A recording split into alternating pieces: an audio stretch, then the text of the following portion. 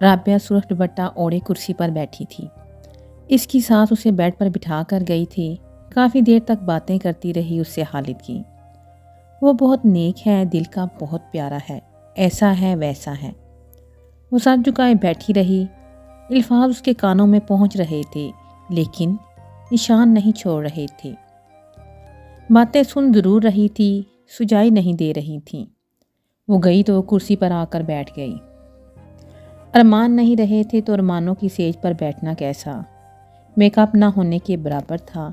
چوڑیاں پہنی تھیں، بندے اور ہلکے سے کام والا شلوار سوٹ۔ وہ بامشکل ہی دلہن لگ رہی تھی۔ آج شام اس کا نکاح ہوا تھا۔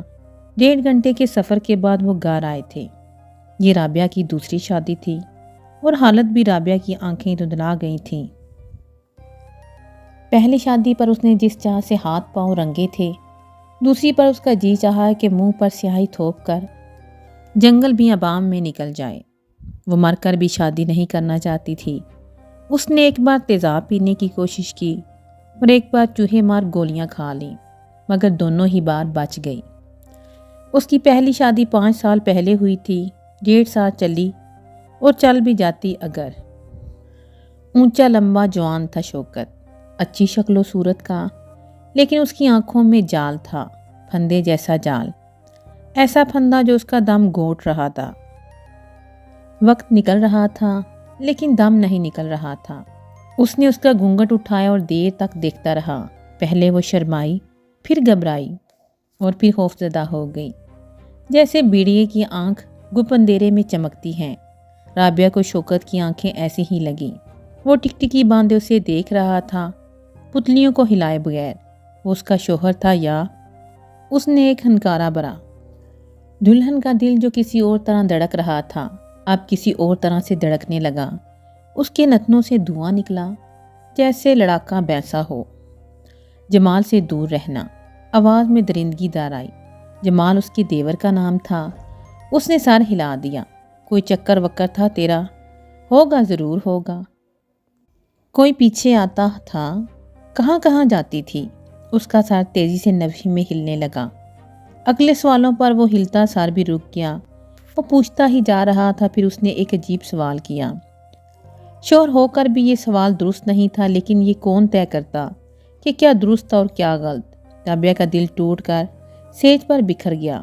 وہ سوال کیے جا رہا تھا اور اس کی آنکھوں میں ٹکٹکی باندھے دیکھ رہا تھا، جیسے اس کی آنکھوں میں چور ڈھونڈ رہا ہو۔ پانی؟ اس نے گردن کو سہلاتے ہوئے کہا۔ وہ اٹھی اور اسے پانی دیا۔ پھر اس نے بیڈ سے ٹکتے ہوئے پیروں کو زمین پر ٹکایا اور آنکھ سے نیچے کی طرف اشارہ کیا۔ وہ عین اس کے پیروں کے نیچے جھک گئی۔ ذرا اور بیڈ کے نیچے اس کی چپل پڑی تھی۔ اپنے لہنگے اور دوپٹے کو سنبھالتی وہ جھکی اور اس کی چپل نکالی۔ وہ اسے اٹھا کر چلا کر اس کا چال چلن دیکھ رہا تھا۔ شوکت کے ہر انداز پر رابعہ کا دل ٹھنڈا ہوتا چلا گیا۔ وہ میٹرک پاس تھی، فقط 18 سال کی تھی، صورت کی بھی پیاری تھی۔ 2 نندیں تھی اس کی، ایک بڑی شادی شدہ، ایک سب سے چھوٹی جو شادی شدہ نند کے پاس ہی رہتی تھی۔ سسر حیات نہیں تھے۔ ایک دیور تھا، جمال، ٹھیک سے جوان بھی نہیں ہوا تھا، سبزی منڈی میں کام کرتا تھا۔ سانس دمے کی مریض تھی، گھر سنبھالنے والا کوئی نہیں تھا۔ رابعہ آ گئی، اس نے سنبھال لیا، گھر کو بھی ساس کو بھی۔ جمال بیچارہ تو اس کے پاس بھی نہ بٹکتا، نہ ہی رابعہ اس سے واسطہ رکھتی تھی۔ بابی ایک آواز لگاتا ایک اور پراٹھا لینے اندر باورچی خانے میں آ رہا تھا۔ شوکت گرایا، باہر دفان ہو۔ وہ الٹے پیروں پلٹ گیا۔ اپنے بھائی کی عادت سے واقف تھا، بھول گیا تھا۔ اپنا ناشتہ لے کر وہ اپنے کمرے میں آ گئی۔ جمال ناشتہ کر کے چلا گیا تو شوکت نے اسے آواز دی۔ باہر سے تالا لگا کر وہ بھی چلا گیا۔ جمال شام تک فارغ ہو جاتا، ادھر ادھر کی دکانوں پر تھڑوں پر بیٹھا رہتا۔ شوکت دیر سے آتا، کھانا کھاتا اور جب وہ اپنے کمرے میں چلی جاتی پھر جمال آتا، کھانا لے کر ماں کے کمرے میں چلا جاتا اور سو جاتا۔ چھٹی والے دن جمال بڑی بہن کے ہاں چلا جاتا، پھر رات کے معمول کی طرح آتا۔ رابعہ نے تو ٹھیک سے اس کی شکل بھی نہیں دیکھی تھی۔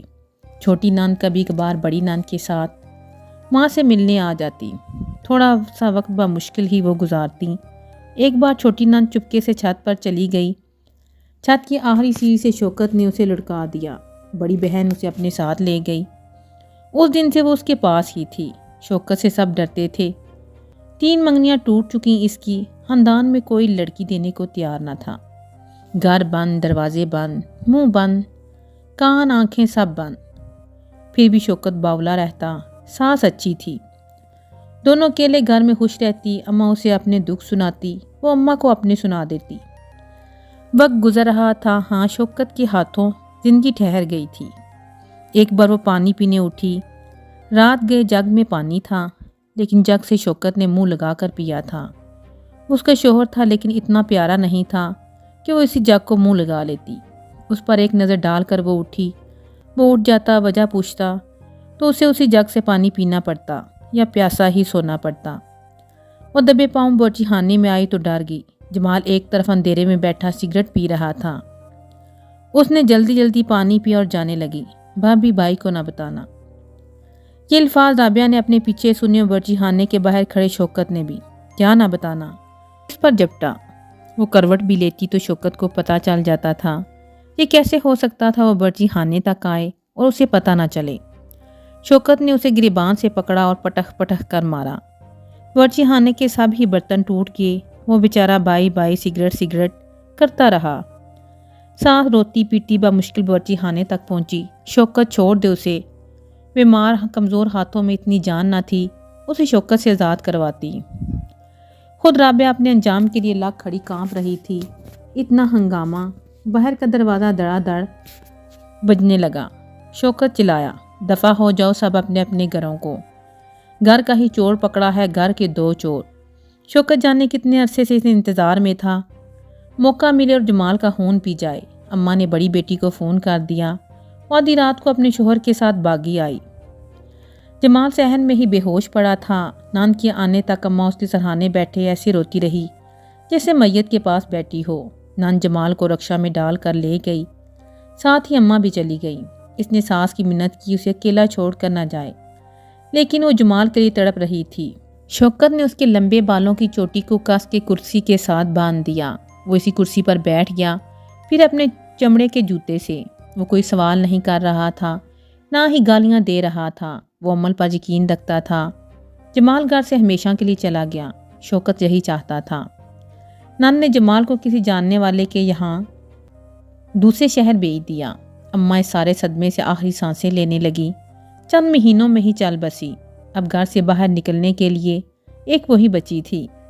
اب شوکت وقت بے وقت آ جاتا۔ بیرونی دروازے کے ساتھ غسلخانہ بنا تھا، آ کر اس میں چھپ جاتا اور ہوادان سے سر نکال نکال کر دیکھتا۔ کبھی چپکے سے آ کر تیزی سے چھت پر چڑھ جاتا۔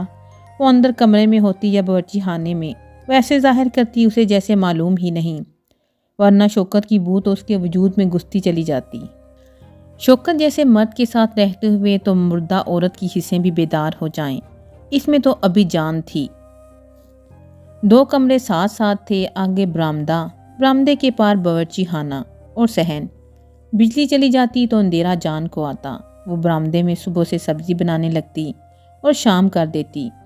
کبھی چھری پکڑ لیتی، کبھی چھوڑ دیتی، اور وہ کیا کرتی، میکے سے کبھی کبھی اماں اور باوی جا کر مل جاتی۔ وہ اتنا لمبا سفر کر کے آتی، لیکن انہیں ہر صبح شوکت کی صبح نکلنے سے پہلے آنا ہوتا تھا۔ پھر تو باہر سے تالا لگ جاتا تھا نا، دوبارہ ایسے ہی آ کر پلٹ گئیں۔ ایک دن آئیں تو ساتھ والوں کے ہاں رک گئیں کہ مل کر ہی جائیں گی۔ شام کو شوکت آیا تو اندر آئیں۔ رابعہ کو خبر نہیں تھی کہ ساتھ والے گھر میں کون رہتا ہے۔ پڑوسن نے بہت دیر تک اماں سے باتیں کی۔ شوکت کی سر دکھ رہا تھا میرا، یہ تیری باوچ میرا سر دبانے لگیں۔ ان کا بڑا لڑکا، خدا اسے اجر دے، بازار گیا۔ اے مائی، وہ تینوں برآمدے میں بیٹھی تھیں، شوکت کمرے میں تھا۔ وہیں سے حلق میں سے کرخت آواز نکالی۔ اماں ڈر گئیں۔ رابعہ بت سی بن گئی، جیسے وہ ہمیشہ مار کھاتے ہوئے بن جاتی تھی۔ اس کا دل نہیں چاہتا تھا کہ وہ شوکت کی منت کرے کہ اسے نہ مارے یا خود اس سے بچے۔ کمرے سے نکل کر وہ باہر آیا۔ 2 کالے بال نہیں بچے تیرے، اور اپنی لڑکی کو غیر لڑکوں کے قصے سنا رہی ہے۔ وہ میں پورے بالوں والی اماں ڈر گئی۔ رکشہ لایا ہوں، نکل آؤ باہر۔ اماں اور بابی چلی گئیں۔ تینوں نے ایک دوسرے کی غیرت کا لحاظ رکھا، آخری بار ملنے سے گریز کیا۔ شوکت کھانا کھا کر سو گیا، وہ بھی لیٹ گئی۔ جب بھی آتا ہوں تو یہی بیٹھی ہوتی ہے۔ شوکت آتا تو وہ سامنے ہی برآمدے میں چٹائی پر بیٹھی ہوتی۔ ورچی خانے میں بیٹھنے لگی، ورچی خانے کے لیے وہی اعتراض، وہ کمرے میں بیٹھنے لگی، پھر بھی اعتراض برقرار، پھر وہ کہیں کی بھی نہ رہی۔ شوکت آتا وہ کسی نہ کسی دیوار سے سر ٹکائے کھڑی ہوتی، کبھی اس دیوار سے کبھی اس دیوار سے، وہ دیواروں میں ملیا میٹ ہونے لگی۔ آئے دن شوکت تالے بدلتا رہا۔ ایک بڑا صندوق بھرا پڑا تھا نت نئے تالوں سے، اور اس صندوق کو لگا تالا بھی آئے دن بدلتا، کبھی دونوں کمرے بھی بند کر جاتا، کبھی باورچی خانے کو بھی تالا لگا جاتا۔ وہ دوپہر کی روٹی سے بیٹھی رہتی، غسلخانے کے نل سے پانی پیتی رہتی۔ جب اس کی پہلی لڑکی ہوئی، سرما کے دن تھے، کمرہ بہت ٹھنڈا تھا، ہوا دھوپ کبھی ہو کر نہ گزری، ٹھنڈ لگ گئی، نیلی پڑ کر مر گئی۔ وہ مردہ بچی کے ساتھ شام تک اکیلی رہی۔ چند دنوں سے ایک دیوار پر دمک سی ہوتی تھی، جیسے اس پر مسلسل ضربیں لگائی جا رہی ہوں۔ یہ پڑوسیوں کے ساتھ والی دیوار تھی۔ ایک دن دبے پیروں اور بے وقت شوکت آیا تو اسی دیوار کے ساتھ ٹکی بیٹھی تھی۔ کچھ ہی دیر پر اس دیوار پر ضربیں لگنے لگیں، جیسے کوئی دیوار کے ساتھ لگا کوئی کھیل کھیل رہا ہو۔ کئی دنوں سے ایسا ہو رہا تھا۔ شوکت نے آنکھوں سے سونگنا شروع کر دیا، پھر اپنا کان دیوار کے ساتھ لگا دیا۔ شاید کوئی وزنی بڑا فٹ بال تھا دیوار پر مارا جا رہا تھا۔ شوکت موٹا ڈنڈا اٹھا لایا اور ٹھیک اسی جگہ دڑ دڑ مارنے لگا۔ دمک وہاں ضرور گئی ہوگی، مگر اب یوں ہوا وہ یہاں سے مارتا تو دو ہی ضربیں وہاں سے پڑتیں۔ شوکت کی ضربوں کے جواب آنے لگے، کھیل شروع ہو گیا۔ وہ شوکت کے پیچھے ہی کھڑی تھی، ادھر سے ملنے والی ہر دمک پر شوکت اس کی طرف دیکھتا، پھر اس پر نظریں ٹکائے شوکت پاگلوں کی طرح ضربیں مارنے لگا۔ آہی دو ضربیں دیوار پر مار کر وہ اس پر جپٹا۔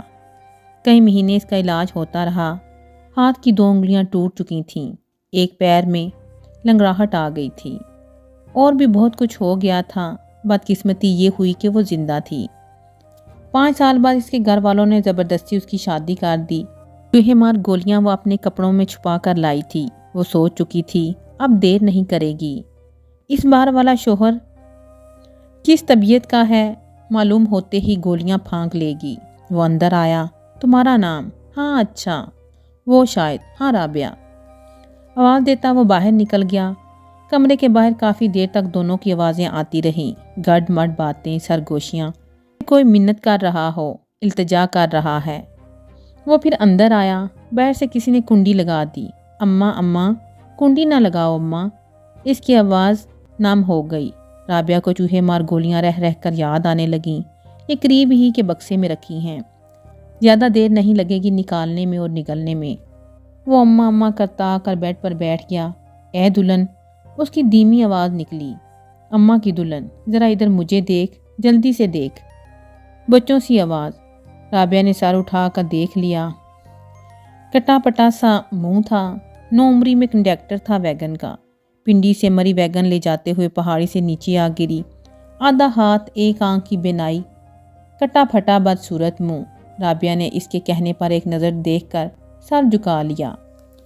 ایک نئی سرگوشی کمرے میں گونجی، جس پر رابعہ کو دوبارہ سر اٹھانا ہی پڑا۔ تو ڈر کا چیخی نہیں، مجھے مارو پھر چیخوں گی۔ وہ تو مجھے مارے گی۔ پھر میں کیوں ماروں گی؟ پھر تھوکے گی، ہے نا؟ اپنے اکلوتے ہاتھ سے اس نے اپنے بال نوچے۔ رابعہ نے سر کو جھٹکا دیا کہ سر پر ٹکا دوپٹہ سرک کا گردن تک آ گیا۔ تھوکتا تو مرد ہے، اس کمرے میں تو مرد ہے، تھوکتی تو بیوی ہے، اس کمرے میں تو بیوی ہے۔ اس نے کہا تھا میری شکل پر کوئی تھوکے گا بھی نہیں، میری صورت ہے جیسی وہ جو غلیظ سا جانور ہے نا۔ اماں کنڈی کھول دے۔ وہ دوبارہ دروازے پر پہنچ گیا۔ رابعہ کے بکسے میں چوہے مار گولیاں پڑی تھیں۔ رابعہ اپنی جگہ سے اٹھی، وہ ڈر گیا۔ سن، میں تجھے چھوڑ دوں گا، جب چاہے طلاق لے لینا۔ میں نے نہیں کی یہ شادی، اس بار بھی اماں نے بہت مجبور کیا۔ کہتی ہے میں مر جاؤں گی، بہت بیمار ہیں۔ اماں میرا وعدہ ہے، قسم لے لے میں چھوڑ دوں گا۔ رابعہ اس کے قریب کھڑی ہو گئی۔ وہ زمین پر بیٹھ گیا۔ اپنے اکلوتے ہاتھ سے اس نے اپنا منہ چھپانا چاہا۔ وہ خود میں سمٹ رہا تھا۔ رابعہ نے اس ہاتھ پر جو بمشکل کانی آنکھ کو چھپا رہا تھا اپنا ہاتھ رکھا اور اس کے ساتھ نیچے بیٹھ گئی۔ اس اکلوتے ہاتھ کو رابعہ نے اپنی آنکھوں پر رکھا اور اپنے دونوں ہاتھ اس کے کٹے پٹے منہ پر پھیرنے لگی۔ دونوں کے ہاتھوں نے ایک دوسرے کے زخموں کو سی لیا، ایک ایک داغ دبا، ایک ایک زخم۔